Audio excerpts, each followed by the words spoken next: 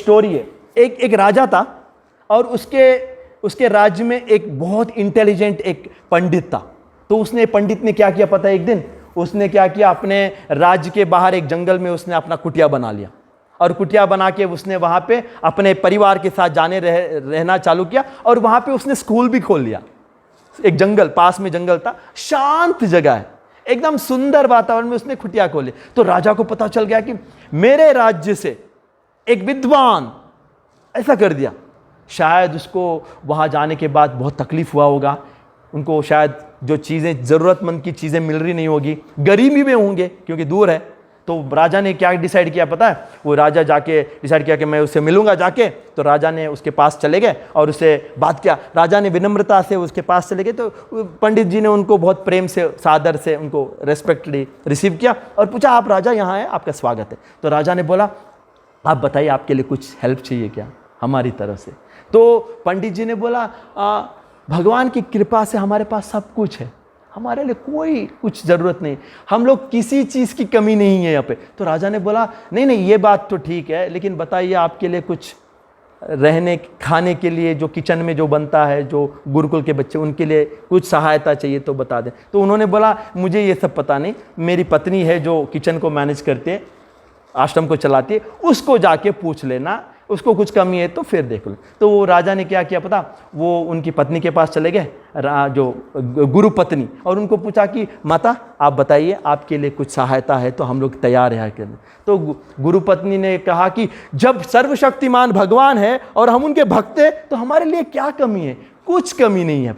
तो महाराज ने बोला, ऐसा मत बोलो, कुछ तो बताओ, कुछ कमी होगा यहाँ पे, कुछ किचन में आपको ज़रूरतमंद की चीज़ें दे देंगे। तो महारानी ने बोला, नहीं ऐसा कुछ नहीं है, हाँ एक्चुअली देखा जाए तो हमारे लिए पहनने के लिए हम लोग कपड़े हैं, कुछ प्रॉब्लम नहीं है, इधर सिंपल कपड़े पहनते हैं। सोने के लिए क्या पे नीचे क्या डालते हैं हम लोग, चटाई है, हम लोग नीचे सो जाते हैं, कुछ दिक्कत नहीं। पानी रखने के लिए घड़े मिट्टी के, कुछ प्रॉब्लम नहीं है। और हमें जब खाना चाहिए तो गुरुकुल के बच्चे जंगल में जाते हैं तो कुछ ना कुछ मिल जाता है, हम लोग बहुत खुश है।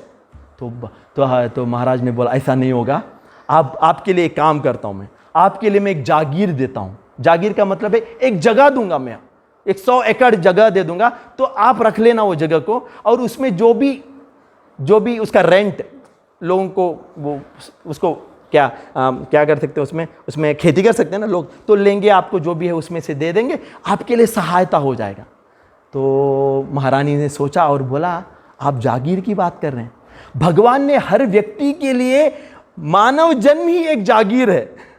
हर व्यक्ति के पास क्या जागीर है, मानव जन्म, ये जो मिला है ये जागीर है। अगर हमने इसको ठीक से मैनेज कर लिया तो किसी को कोई कमी नहीं है, किसी को कोई कमी होगा ही नहीं। तो हमारे लिए सबसे बड़ी जागीर क्या है, मानव का जन्म। अगर हमने उसको समझ लिया, लेकिन मानव का जन्म किस लिए मिला हमें, किसके लिए, भगवान की प्राप्ति के लिए। अगर हमने ये समझ लिया तो फिर किसी चीज का कमी नहीं होगा हमारे लिए। तो महाराज ने सुना, ये सुन के महाराज चुप हो गए और वहां से चले गए। तो हमारे लिए इसमें क्या सीख है कि हम लोग अगर सिंपल लाइफ रखेंगे तो फिर हम लोग आसानी से, कुछ तकलीफ नहीं रहेगा, हमें सब कुछ रहेगा हमारे पास, सिंपल लाइफ, और हम लोग भगवान को प्राप्त भी कर सकते हैं, जो जीवन का लक्ष्य है।